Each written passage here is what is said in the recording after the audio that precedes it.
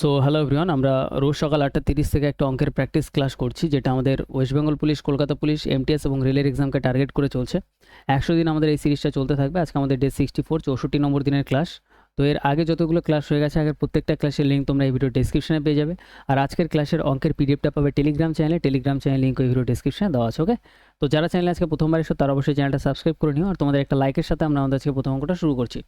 তো দেখো, ফার্স্ট কোশ্চেনটা আমাদের এখানে বলছে একটি গ্রামের জনসংখ্যা বার্ষিক 10% হারে বৃদ্ধি পায়। 2 বছর আগের জনসংখ্যা এত হলে বর্তমান জনসংখ্যা কত? তাহলে সবার আগে আমরা দেখব যে 2 বছর আগের জনসংখ্যা কত ছিল। জনসংখ্যা ছিল 10,000 ইন্টু 10% হারে বৃদ্ধি পাচ্ছে। তো 10% হারে বৃদ্ধি মানে 100 থেকে 10 আরও বৃদ্ধি করে দিতে হবে, যোগ করে দিতে হবে। তাহলে 100-র সাথে যদি আমরা 10 অ্যাড করি তাহলে এটা হয়ে যাবে 110%। তাহলে হয়ে যাবে 110/100। এবার এটা 2 বছর বলছে, তো এখানে আরেকটা 110/100 গুণ করে দিতে হবে। ব্যাস, সিম্পল প্রসেস। তাহলে এখানে 4টে জিরোর সাথে এখানে 4টে জিরো ক্যান্সেল, 11 গুণ করলে হবে 121, আর ডবল জিরো আছে, ডবল জিরো বসিয়ে দাও। তাহলে অপশান 1 আমাদের কারেক্ট অ্যান্সার। ক্লিয়ার? আর এখানে যে অ্যাপ্রোচে আমি তোমাদের অঙ্কগুলো সলভ করা শেখাবো, সেটা একদম ডাইরেক্ট তোমরা এক্সামে এই অ্যাপ্রোচেই করতে পারবে, অনেক কম টাইমে তোমরা সলভ করতে পারবে। ক্লিয়ার? নেক্সট আমরা পরের কোশ্চেনে আসি, 2 নম্বর কোশ্চেন। এখানে বলছে একটি আইটেমের বিক্রয় মূল্যের উপর প্রাথমিক লাভের শতাংশ ছিল 74%। ওকে, তাহলে 100 টাকা দিয়ে যদি কোনো জিনিস কিনে আনে, সেটা সে সেল করছে, এটা সিপি, সেলিং প্রাইস কত? সেলিং প্রাইস হচ্ছে 74% বেশি, তার মানে 174 টাকা। এবার বলছে যদি আইটেমের মূল্য এখানে দুবার হয়ে গেছে, এটা ক্রয় মূল্য হবে, ক্রয় মূল্য। ঠিক আছে ভাই, ক্রয় মূল্য 50% বেড়ে যায়, তাহলে সিপি যদি 50% বেড়ে যায়, তাহলে 100 থেকে 50 আরও বাড়িয়ে দাও, তাহলে 150 হয়ে গেছে। কিন্তু বিক্রয় মূল্য একই থাকে, সেলিং প্রাইস একই আছে, মানে 174ই আছে। তাহলে নতুন লাভের শতাংশ কত? তাহলে 150 টাকা দিয়ে জিনিস কিনে যদি 174 টাকায় বিক্রি করি, তাহলে 24 টাকার আমার প্রফিট হচ্ছে। 50, 60, 70, 74, তাহলে 150 থেকে 174 কত বেশি? 24 বেশি, তাহলে 24 টাকার প্রফিট। এবার আমাদের বলছে লাভের শতাংশ কত? শতাংশে লাভ বার করতে হবে। তো লাভ শতাংশে বার করার জন্য যেটার প্রফিট হচ্ছে 24-এর প্রফিট, সেটা ওপরে রাখো, নিচে লিখে দাও কস্ট প্রাইস কত আমাদের? 150 টাকা ইন্টু 100% দিয়ে গুণ করে দাও। ব্যাস। তো এটা যদি আমরা ক্যালকুলেশন করি, এখানে 50 দিয়ে কাটলে 3 বারে কাটবে, 50 দিয়ে কাটলে 2 বারে কাটবে, 3 দিয়ে কাটলে 3 8 24, 8 2 16, 16%-এর প্রফিট। অপশান বি আমাদের কারেক্ট অ্যান্সার। ক্লিয়ার? বোঝা গেল? নেক্সট আমরা পরের কোশ্চেনে আসি। নেক্সট আমাদের 3 নম্বর কোশ্চেন কি বলছে দেখো। 3 নম্বর কোশ্চেন আমাদের এখানে বলছে একটি নির্দিষ্ট বিলে 32% ডিসকাউন্টের বিক্রয় মূল্য এবং একটি নির্দিষ্ট বিলে 20%-এর প্রতিটি পরপর দুটি ছাড়ের মধ্যে পার্থক্য 25 টাকা। তার মানে এটার মানেটা কি? মানেটাকে বোঝো। মানে যে কোনো একটা আমার বিল হচ্ছে এক্স টাকার, সেখানে একটা ডিসকাউন্ট দিচ্ছে কত? 32%-এর একটা সিঙ্গেল ডিসকাউন্ট দিচ্ছে, এইটা একটা হলো। নাহলে এক্স টাকার ওপরেই দুটো আলাদা আলাদা ডিসকাউন্ট দিচ্ছে প্রতিটি 20%-এর। ঠিক আছে, পরপর দুটো ডিসকাউন্ট দিচ্ছে 20%, 20%।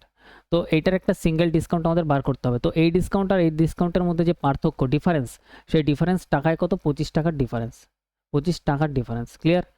বিলের পরিমাণ কত, মানে এক্সের ভ্যালু কত হবে, সেটা আমাদের বার করতে হবে। ক্লিয়ার? তাহলে সিম্পল এরকম টাইপের কোশ্চেন যদি আসে, আমরা সবার আগে দেখবো এটা সিঙ্গেল ডিসকাউন্টে কত হচ্ছে। 20%-এর দুবার সাকসেসিভ যদি আমাদের হয় ডিসকাউন্ট, তাহলে আমরা কত করব? 20 + 20 মাইনাস 20 × 20/100। এর আগের ক্লাসে আমরা এগুলো দেখেছি সাকসেসিভ কীভাবে ইউজ করতে হয়। আর আমি তোমাদের বলেছি প্রত্যেকটা ক্লাসের জন্য পরপর দেখো, তাহলে প্রত্যেকটা জিনিস রিলেট করতে পারবে, ভালোভাবে শিখতে পারবে। তাহলে এদিকে হচ্ছে 40, আর এদিকে হয়ে যাবে, এটা পুরো ক্যালকুলেশন করলে হয়ে যাবে কত? 4। 40 থেকে 4 গেলে এটা হয়ে যাবে 36%। তার মানে এটার সিঙ্গেল ডিসকাউন্ট কত? 36%। এবার আমাদের এটাই বলছে যে 32% আর 36%-এর ডিফারেন্স। তাহলে 32 আর 36-এর ডিফারেন্স কত? 4%-এর। তাহলে এই 25 টাকাটা যেটা আমাদের এখানে দেওয়া আছে, এটা আমাদের 4%-এর ভ্যালু, 4 দিয়ে ভাগ। আমাদের বার করতে হবে 100%-এর ভ্যালু। টোটাল বিল সবসময় প্রকৃত বিলের পরিমাণ 100% হয়, 100-এর ভ্যালু বার করার জন্য 100 দিয়ে গুণ। ঠিক আছে, এখানে পার্সেন্ট দিতে পারতে, এখানে পার্সেন্ট দিতে পারতে, পার্সেন্ট ক্যান্সেল হয়ে যাবে। 4 দিয়ে কাটলে এটা হয়ে যাবে 25, 25, 25, 625, 625 আমাদের কারেক্ট অ্যান্সার। অপশন বি আমাদের কারেক্ট। ঠিক আছে, ডাইরেক্ট পরীক্ষায় এরকম অ্যাপ্রোচ তোমরা অ্যাপ্লাই করতে পারবে, ডাইরেক্ট পারবে। ঠিক আছে, নেক্সট আমরা পরের কোশ্চেনে আসবো। নেক্সট আমাদের 4 নম্বর কোশ্চেনটা কি বলছে দেখো। বলছে যদি এত কে এবং বি এর মধ্যে এত অনুপাতে বিতরণ করা হয়, বি এর ভাগ কত? Simple question. তাহলে টোটাল কত আছে আমাদের? 2400 টাকা আছে। দুজন কত আছে? 7 আর 5 যোগ করে দাও, টোটাল কত হচ্ছে? 12। 12 দিয়ে ভাগ। আমাদের বলছে বি কত পাবে? বি হচ্ছে আমাদের সেকেন্ডে আছে, সেকেন্ড কত হচ্ছে আমাদের? 5 ইউনিট।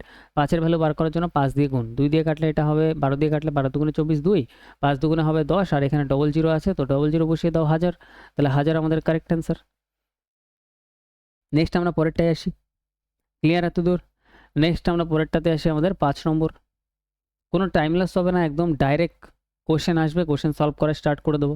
ঠিক আছে, তাহলে তোমার কী হবে, একদম তুমি মানে পড়াশোনার মধ্যে থাকবে। নাহলে কী হবে, একটা অঙ্ক করাচ্ছি, 5 মিনিট ধরে আমি এদিক ওদিকের কথা বলে যাচ্ছি, আবার পড়াচ্ছি, আবার কথা বলেছি, তো এগুলো হবে না কিন্তু, ঠিক আছে? তো ডাইরেক্ট যারা সিরিয়াস অ্যাসপিরেন্ট আছে তাদের জন্য এই ক্লাসগুলো, ঠিক আছে? অনেকে আবার এইসব কথাতে খুব ইমপ্রেস হও যে এদিক ওদিকের কথা বলছে বলে হেভি ভালো লাগছে ক্লাস, ওইসব কিছু চলবে না, এখন ডাইরেক্ট পড়াশোনা চলবে, ঠিক আছে? তো 5 নম্বর কোশ্চেন বলছে একটি নির্দিষ্ট পরিমাণ অর্থ এ বি সি এর মধ্যে ভাগ করা হচ্ছে, ওকে। এরপর বলছে এর রাশির 1/3 পায়, মানে এ রাশির 1/3 পায়, টোটাল যে রাশিটা ছিল, তাহলে এ বি সি তিনজন আছে, তাহলে এ পাচ্ছে 1/3, মানে টোটালটার 1/3 মানে 1/3, এখানে একটু ভালোভাবে বোঝো, এ পাচ্ছে 1/3, তাহলে নিচে যে 3 দেখতে পাচ্ছ না, তাহলে হয় পুরো টোটাল ইউনিটটাকে 300 ধরো বা 30 ধরো, মানে 3 দিয়ে যাতে কেটে যায় এমন কিছু ধরো। তাহলে আমি টোটালটা ধরলাম 30 ইউনিট, টোটালটা আমরা কত ধরলাম যে 30 টাকা আমার কাছে আছে, তিনজনের মধ্যে ভাগ করতে হবে, 30 কত দিয়ে ধরলাম, এই 3 দেখে আমি 30 ধরলাম, 4 থাকলে 40 ধরতাম, নিচে 5 থাকলে 50 ধরতাম, বা 500 ধরতে পারতাম, যে কোনো একটা। তো এই 30-এর মধ্যে 1/3 হচ্ছে এ পেয়ে যাচ্ছে, তাহলে 30-এর 1/3 যদি করি আমরা, এখানে 3 10 30, তার মানে এখানে হয়ে যাবে কত 10, তাহলে এ পেয়ে যাচ্ছে হচ্ছে 1/3 মানে 30-এর 10, তাহলে 30-এর মধ্যে যদি 10 চলে যায়, 30-এর মধ্যে আর কত বাকি আছে, 20 পড়ে আছে, ঠিক আছে? টোটাল ছিল 30, তার মধ্যে 10 নিয়ে নিয়েছে এ, তাহলে আর পড়ে আছে কত 20। এবার এই 20 ভাগ হবে কত এ বি আর সি এর মধ্যে। এবার বলছে যা সি যা পায় বি তার 3 গুণ পায়, তাহলে সি যদি 1 পায় বি তাহলে 3 গুণ পায়, মানে 3 অনুপাতে পায়, মানে সি যদি 1 পায় বি পাবে 3 ইউনিট। এবার এটা রেশিও পেয়ে গেলাম আমরা। তাহলে এবার এই যে 20টা আছে, 20টা অবশিষ্ট আছে, এটি আমাদের বি আর সি 3 আর 1 4-এর মধ্যে ভাগ করে দাও, তাহলে 4 দিয়ে ভাগ, বি এর ভ্যালু বার করার জন্য 3 দিয়ে গুণ করে দাও, তাহলে 4 দিয়ে কাটলে 4 5 20, 3 5 15, তাহলে 20-এর মধ্যে 15 যদি বি পায় তাহলে আর 5 পড়ে থাকবে, 5 পেয়ে যাবে সি। ক্লিয়ার? এবার এইটা আমরা এবার রেশিও বানাতে পারি, 5 দিয়ে কাটলে 5 অক্ষে 5, 5 দিয়ে কাটলে 3 5 15, 5 দিয়ে কাটলে 5 দুগুণে 10, রেশিও কত পেয়ে গেলাম 2:3:1। এবার বলছে যা এবং এ যা পায় সি তার থেকে 1200 কম পায়, তাহলে এ যা পাচ্ছে 2 ইউনিট, সি তার থেকে 1200 কম পাচ্ছে, রেশিওতে কত কম পাচ্ছে, এ পাচ্ছে 2, সি পাচ্ছে 1, তার মানে 1 কম পাচ্ছে রেশিওতে, সেটাই আমাদের এখানে বলছে টাকায় কত 1200 কম পায়, তাহলে 1-এর ভ্যালু 1200। আমাদের বলছে তবে এ কত পায়, এ পায় হচ্ছে 2 ইউনিট, তাহলে 2-এর ভ্যালু কত হবে, 2-এর ভ্যালু 1 যদি 1200 হয় তাহলে 2 কত হবে, 12 ডবল 2400 হবে, ঠিক আছে? এইভাবে বার করতে পারি ডাইরেক্ট। ধরো একটা জামার দাম 1200 টাকা, দুটোর দাম কত হবে 2400 টাকা, এইভাবে বার করো ডাইরেক্ট, মুখেই বেরিয়ে যাবে। তাহলে 2400 আমাদের correct answer, option D. Clear? Next আমরা পরের কোশ্চেনে আসবো, আমাদের 6 নম্বর কোশ্চেন। এখানে বলছে এ এবং বি যথাক্রমে 30 দিনে এবং 40 দিনে একটি কাজ সম্পন্ন করতে পারে, ওকে। তাহলে এ করতে পারে 30 দিনে, বি করতে পারে 40 দিনে। চ্যাপ্টার ওয়াইজও পুরো ক্লাস করানো আছে, যদি কারো চ্যাপ্টার ওয়াইজ ক্লাস দেখতে হয় তোমরা ভিডিও ডেসক্রিপশনে লিঙ্ক পেয়ে যাবে।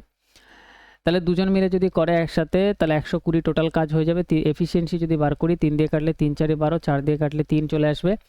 বি দিয়ে বলছে প্রথম দিনে বি দিয়ে কাজ শুরু করে, বিকল্প দিনে কাজ করলে কত দিনে কাজ শেষ হবে, তার মানে প্রথম দিন বি করবে, তারপরের দিন এ করবে, তারপরের দিন বি করবে, তারপরে এ করবে, বি করবে, এ করবে, এভাবে চলবে। তো এই জায়গা থেকে দেখো রিপিট হচ্ছে, তাহলে রিপিটটা আর আমরা নেবো না, ব্যাস এইটুকুই নেবো, এ আর বি। তাহলে প্রথম দিন এ করলে পরের দিন বি করছে, তাহলে প্রথম দিন যদি বি করে, প্রথম দিন বি করলে 3 ইউনিট কাজ করতে পারবে, আর তারপরের দিন যদি এ করে, এ এসে 4টে কাজ করতে পারবে। তাহলে এই 2 দিনে, একদিন একদিন 2 দিনে 4 আর 3 7টা কাজ হচ্ছে, ঠিক আছে? 7টা কাজ, তাহলে 2 দিনে কাজ হচ্ছে 7টা কাজ হচ্ছে। এবার আমাদের কাজ কত করতে হবে, 120টা। তাহলে 7-এর সাথে কত গুণ করবো যাতে 120 অবধি পৌঁছায়, বা 120 থেকে একটু কম হলেও কোনো অসুবিধা নেই। 7 17, 7 17 কত হবে 119, ঠিক আছে?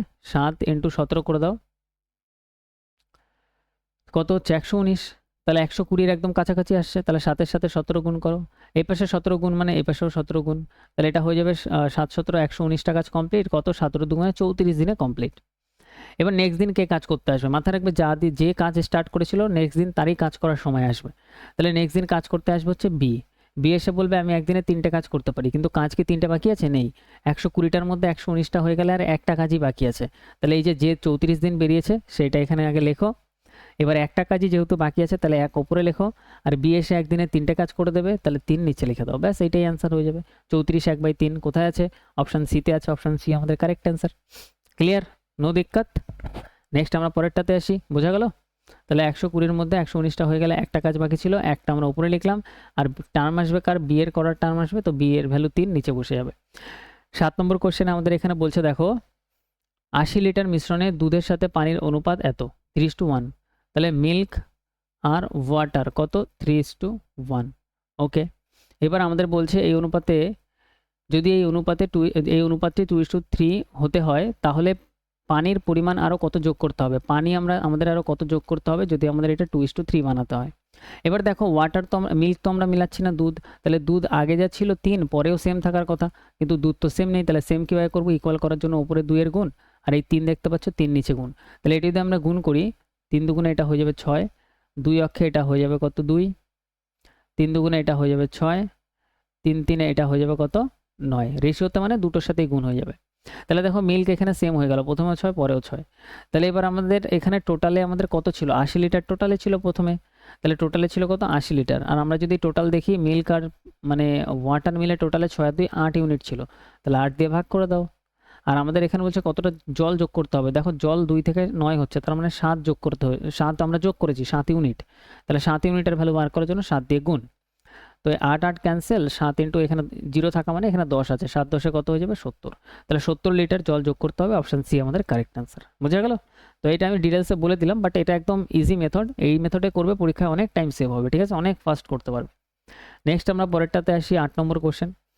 এখানে বলছে পাইপ এ 80 মিনিটে একটি ট্যাঙ্ক পূর্ণ করতে পারে, পাইপ এ 80 মিনিটে পূর্ণ করতে পারে, পাইপ বি 40 মিনিটে পূর্ণ করতে পারে, পাইপ বি 40 মিনিটে পূর্ণ করতে পারে, এ বি একসাথে খোলা হলে কত সময় পূর্ণ হবে। তাহলে সিম্পল লসগু নিয়ে নাও, লসগু হয়ে যাবে 80, 80 দিয়ে কাটলে 1, 4 40 দিয়ে কাটলে 2, 2 এর 1-এ 3, তাহলে 3 দিয়ে ভাগ হয়ে যাবে, দুজন একসাথে ভরা মানে, তাহলে এখানে হয়ে যাবে 3 দুগুণে 6, 3 6 18, 2/3, 3 দুগুণে 6 20, 3 6 18, 2/3, 26, 2/3, অপশান বি আমাদের কারেক্ট আনসার। বোঝা গেল? তাহলে কিছু কিছু কোশ্চেন আছে যেগুলো একদম ইজি কোশ্চেন, আর এগুলো একদম ধোঁয়াধার স্পিডে করতে হবে, অনেক ফাস্ট সলভ করতে হবে, ঠিক আছে। নেক্সট আমরা পরের কোশ্চেন আসি, 9 নম্বর কোশ্চেন। 9 নম্বর কোশ্চেনটা আমাদের এখানে বলছে 3.5 বছরে বার্ষিক 6% হারে এত টাকার সরল সুদ কত হবে। তো সরল সুদের সূত্র লাগিয়ে দাও, সুদ ইকুয়াল টু PTR/100, পি কত 540, 540 টাইম কত, টাইম আমাদের এখানে বলছে 3.5 বছর মানে 3.5 লিখে দাও, 3.5 বছর মানে 3.5।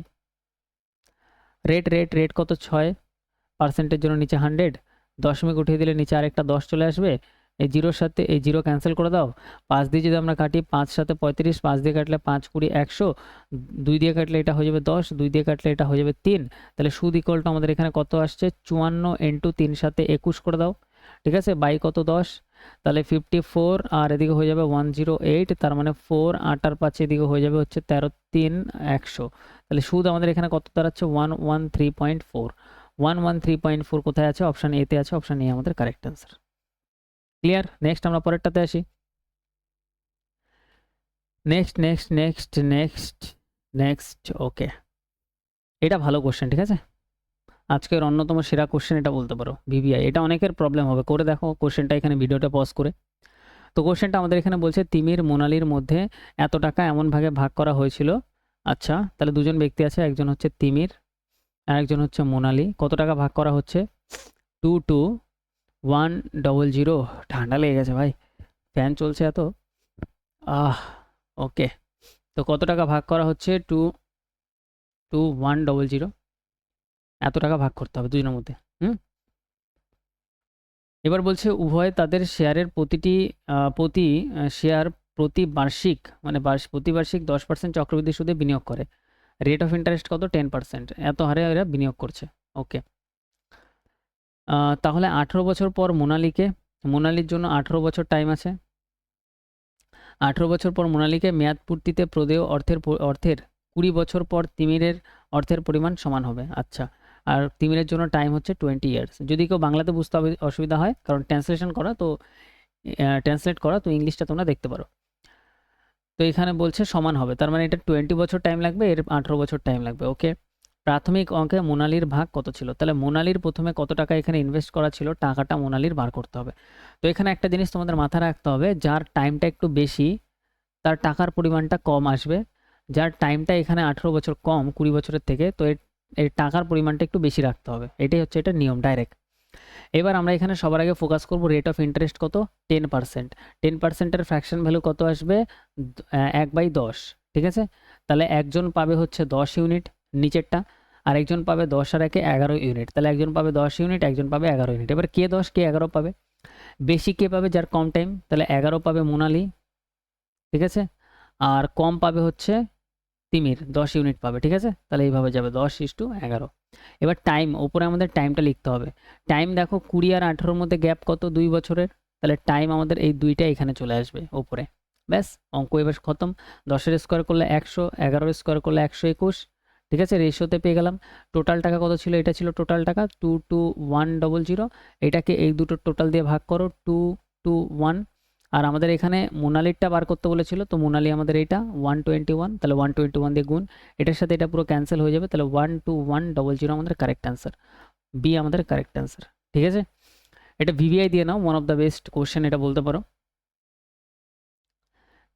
নেক্সট আমরা আসি হচ্ছে 11 নম্বর কোশ্চেনে।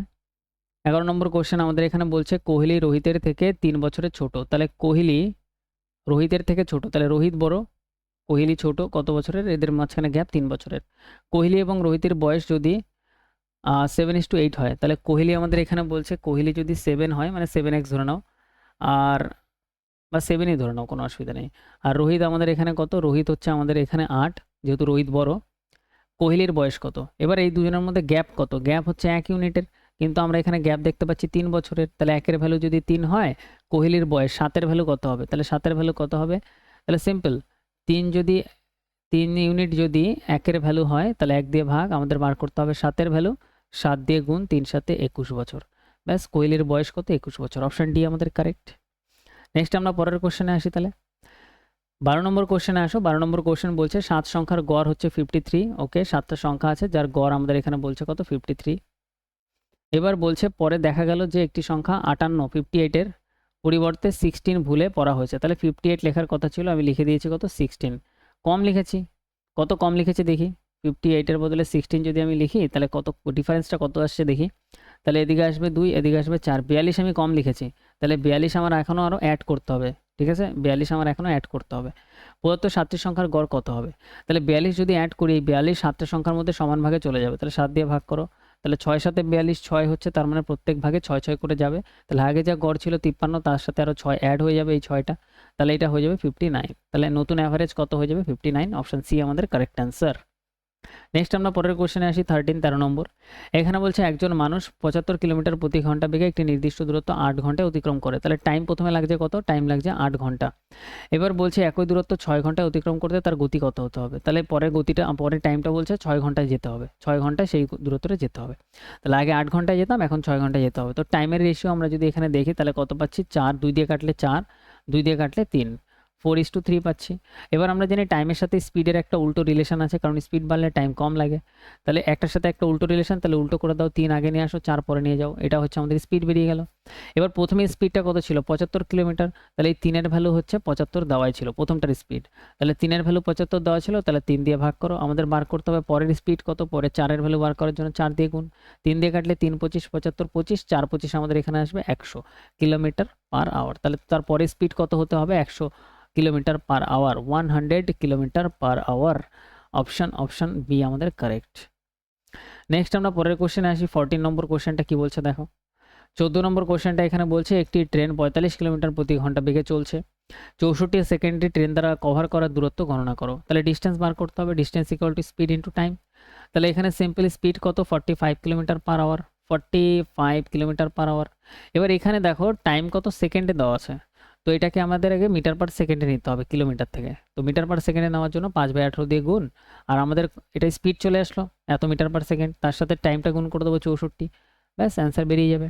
তো 9 দিয়ে কাটলে 9 দুগুণে 18, 9 দিয়ে যদি আমরা এটাকে কাটি 5 রং 45, 2 দিয়ে যদি আমরা এটা কাটি, এটা হয়ে যাবে 32, 5 5 25, 25 ইন্টু 32, তাহলে 25 দুগুণে 50, শূন্য হাতে আমার 5, 3 25 75 80, 800 মিটার, মিটারে বেরাবে 800 মিটার। আচ্ছা, অপশানে 800 মিটার নেই, তার মানে হচ্ছে আমাদের 0.8 কিলোমিটার, 800 যেটা মিটারে আছে, এটাকে যদি আমি কিলোমিটারে নিই, তাহলে 1000 দিয়ে ভাগ করে দেবো, তাহলে এটা কিলোমিটারে আসবে, তাহলে এটা কত আসবে, 0.8 কিলোমিটার, ঠিক আছে? মিটার কিলোমিটারের ব্যাপারগুলো একটু বুঝতে হবে, অপশান এ আমাদের কারেক্ট, ভুল অপশান কেউ দিয়ে দিও না, 8 দিয়ে দিও না, ঠিক আছে? নেক্সট আমরা পরের কোশ্চেনে আসি, 15 নম্বর কোশ্চেন। 15 নম্বর কোশ্চেন আমাদের এখানে বলছে স্থির জলে একটি নৌকার গতি হচ্ছে 11 কিলোমিটার প্রতি ঘন্টায়, স্থির জল, এটা শান্ত জল, স্টিল ওয়াটার, এত সুন্দরভাবে এইগুলো চ্যাপ্টার ওয়াইজ করানো আছে যে কি বলবো, মানে এত কিছু লেখারও দরকার পড়ে না। তো স্রোতের দিকে এটা স্টিল ওয়াটার শান্ত জল, এটা ডাউনস্ট্রিম স্রোতের অনুকূল, এটা স্রোতের বিপরীত আপস্ট্রিম। এবার আমাদের এখানে বলছে স্রোতের বিপরীতে 2 ঘন্টায় 19 কিলোমিটার যায়, তাহলে 19 কিলোমিটার যদি 2 ঘন্টায় যায় 1 ঘন্টায় কত যায়? 1 ঘন্টায় হচ্ছে 9 দুগুণে 18.5, 9.5 কিলোমিটার যায়, তাহলে এটা আপস্ট্রিম স্পিড। এবার বলছে স্রোতের গতি খুঁজুন, তাহলে এই দুটোর গ্যাপ স্রোতের গতি হয়ে যাবে, তাহলে আমাদের হয়ে যাবে 1.5 কিলোমিটার পার আওয়ার। তাহলে টাইম লাগলো কোনো টাইম লাগবে না, নৌকা স্রোত শুধু সূত্র ছাড়াই কোনো টাইম লাগবে না, ডাইরেক্ট হয়ে যাবে, ঠিক আছে। তো একদম ধোঁয়াধার ক্লাস হবে এরকম কন্টিনিউ আমাদের, ঠিক আছে। তো ক্লাসের টাইমিং রোজ সকাল 8:30 মাথায় রাখবে, এই টাইমেই আমাদের ক্লাস আপলোড হয়। তো আজকের ক্লাসে 15টা অঙ্ক কমপ্লিট করলাম, কেমন লাগলো অবশ্যই কমেন্টে জানাও। দেখা হচ্ছে নেক্সট ক্লাসে, ধন্যবাদ, ওকে।